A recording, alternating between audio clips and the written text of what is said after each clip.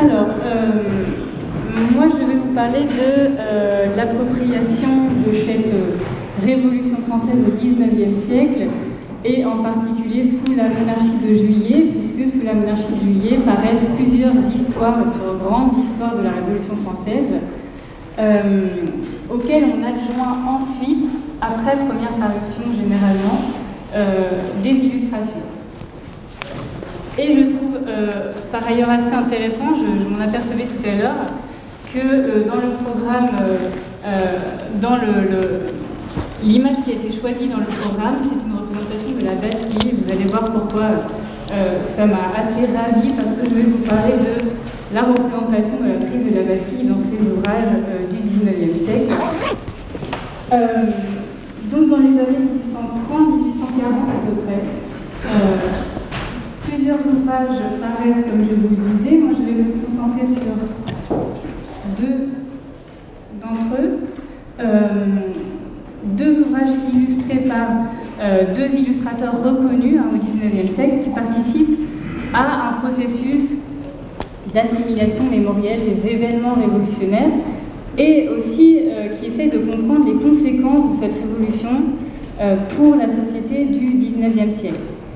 Puisque cette première moitié du XIXe siècle, on l'a vu avec la communication d'avant, elle vit la Révolution comme une période de retournement, et une période aussi qui marque la fin d'une histoire,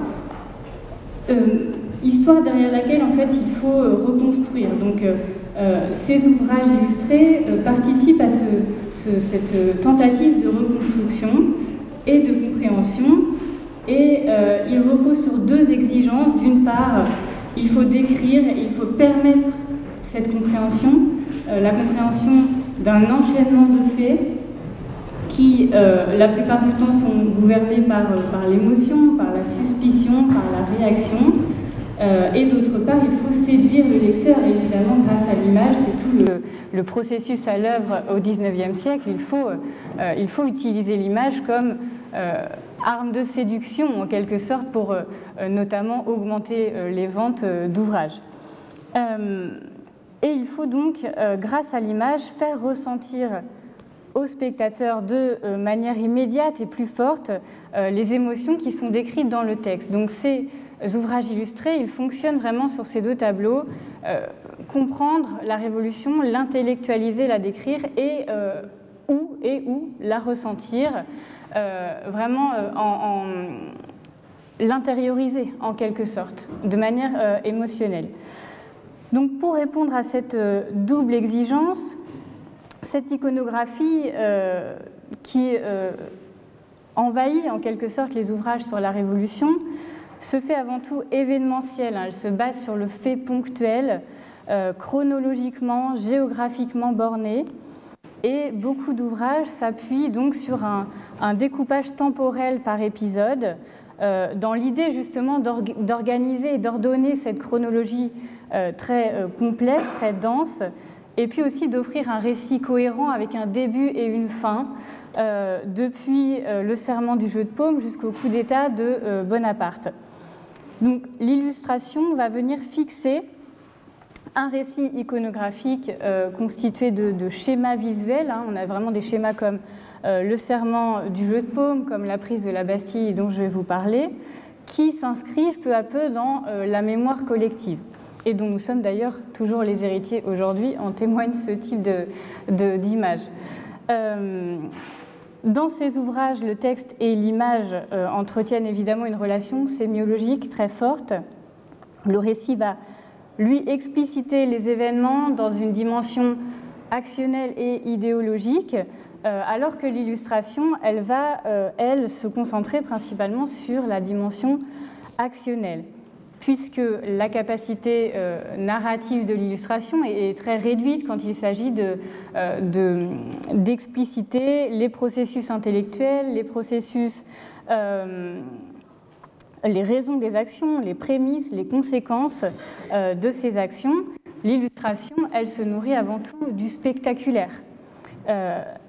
Et se nourrissant du spectaculaire, elle induit une schématisation avec des antagonismes très exagérés et une idée selon laquelle il faut renforcer le spectacle du conflit pour accentuer justement la lisibilité et la compréhension du fait représenté. Donc voilà les deux ouvrages dont je voudrais vous parler et je vais, donc, comme je vous le disais, extraire une image commune à ces deux ouvrages. L'histoire de la Révolution française d'Adolphe Thiers, illustrée par Ary Scheffer, et puis le Musée de la Révolution française, illustré par Auguste Raffet, ces deux ouvrages paraissant tous les deux en 1834. Le Musée de la Révolution française, il reprend justement une construction événementielle par journée d'un ouvrage qui paraît sous la Révolution, qui s'appelle « Les tableaux historiques de la Révolution », qui est l'ouvrage en 3 volumes, vraiment la grande entreprise éditoriale qui inspire les artistes du XIXe siècle. Entreprise éditoriale autour des événements révolutionnaires. On pourrait presque qualifier cette entreprise, du moins dans ses débuts, d'entreprise de reportage avant l'heure, puisqu'il s'agissait de mettre en image et en texte les événements de la Révolution française à partir de 1791. Et l'idée de cet ouvrage, c'est vraiment d'ordonner comme ça par événement cette révolution. L'idée du Musée de la Révolution, c'est également de synthétiser, de condenser ces événements révolutionnaires en un seul ouvrage, cette fois, facile à parcourir, facile à comprendre, avec à chaque fois en vis-à-vis, vous le voyez, le texte et l'image, la notice historique, l'illustration qui viennent clarifier comme ça une chronologie, qui viennent donner les noms très clairement des protagonistes de la Révolution. Et dans l'histoire de la Révolution de Thiers, on a une présentation un peu plus traditionnelle, ce qui se fait davantage au XIXe siècle, avec un texte linéaire, très narratif, et des illustrations qui sont là tirées en hors-texte, et puis séparées du texte par un papier serpente. Donc on a moins cette relation texte-image immédiate.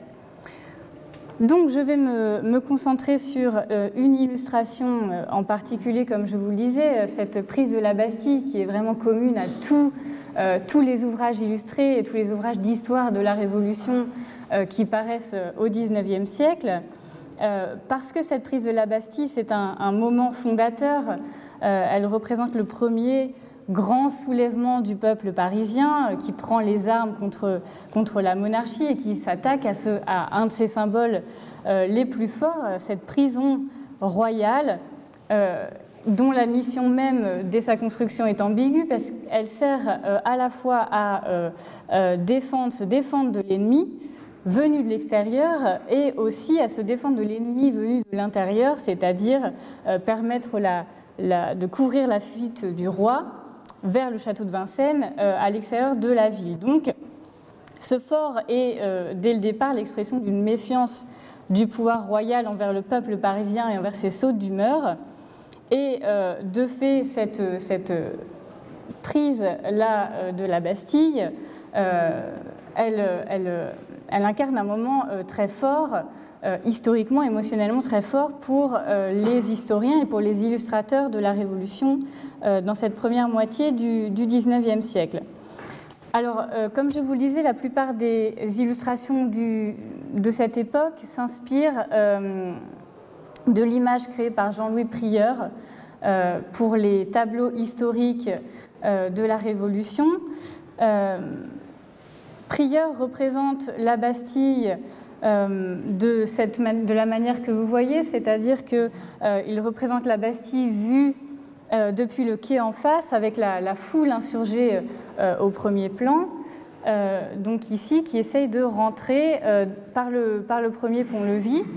On a au deuxième plan les maisons qui sont éventrées donc, en partie par les canons les boulets de canon de la Bastille.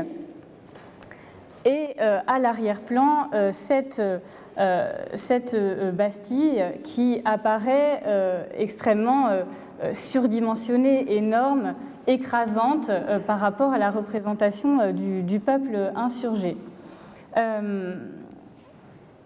Le peuple insurgé, chez Prieur, est armé de ces fameuses piques qui deviennent un symbole du peuple révolutionnaire au fil du temps.